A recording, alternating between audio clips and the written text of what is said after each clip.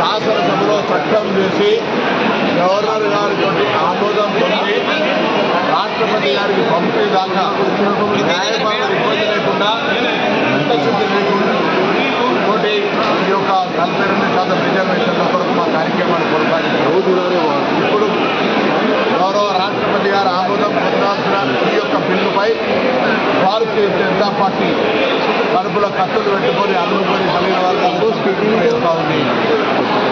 శాసనసభలో మద్దతు ఇచ్చి ఢిల్లీకి వెళ్ళిన తర్వాత నేను అడుగుకుంటా ఉంది ముస్లింల పేరు మీద.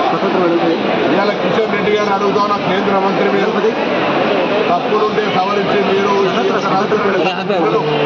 తెలంగాణకు ఆమోదింపేసి బీసీలకు న్యాయం చేస్తున్న మీరు బలహీన వర్గాల వ్యతిరేకి రామచంద్రరావు చేసే ధర్నాలో పాల్గొని మీరు కూడా బలహీన వర్గాల వ్యతిరేకిగా మారుతా ఉన్నారు. ఇలా ఆనాడు తెలంగాణ ఉద్యమం ఏ విధంగా కొనసాగిందో ఈరోజు బలహీన వర్గాల రిజర్వేషన్ సాధన కొరకు కూడా పార్టీల కన్నా ఉద్యమం కొనసాగుతుంది.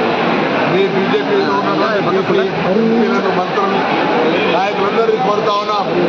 రిజర్వేషన్ అనేటువంటిది ప్రజాస్వామికంగా చట్టబద్ధంగా అన్ని రకాల సర్వేల తర్వాత చేస్తూ ఉన్నాం. దీన్ని వెంటనే ఆమోదించడానికి ఈ ధర్నా ప్రజల దృష్టి మరల్చడానికి లేదా మీరు బీసీల రిజర్వేషన్ అడ్డుకోవడానికి చేస్తున్న ధర్నాగా భావిస్తూ ఉన్నాం. మీరు రిజర్వేషన్లు సాధించాలనుకుంటే ఈ ధర్నా ఢిల్లీలో చేయండి, లేదా బీసీ అని చెప్పుకుంటున్న ప్రధానమంత్రిని ఒప్పియండి. కేంద్రంలో అధికారంలో ఉన్నారు, రాజకీయపరమైన ధర్నాలు వద్దు.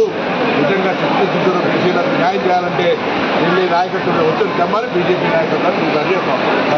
ప్రభుత్వం స్థానిక సంస్థల ఎన్నికలు జరపాలని కోర్టులు కూడా అటువంటి ఆదేశాలు ఇచ్చి కేంద్రం నుంచి వచ్చే నిధులు రాకున్నప్పటికీ కూడా 42% రిజర్వేషన్లతో మేము ఎన్నికలకు పోవాలని నిర్ణయించుకున్నాం. ఎటువంటి మార్పు లేదు. అందుకే భారతీయ జనతా పార్టీని డిమాండ్ చేస్తా ఉన్నాం. గవర్నర్ గారు ఆమోదింపజేసి పంపిన రాష్ట్రపతి గారి చెల్లించిన బిల్లును వెంటనే ఆమోదింపజేసే బాధ్యత భారతీయ జనతా పార్టీ నాయకత్వంది, బీసీ ఎంపీ ఐదుగురిది, కిషన్ రెడ్డి గారిది, నరేంద్ర మోడీ గారిది.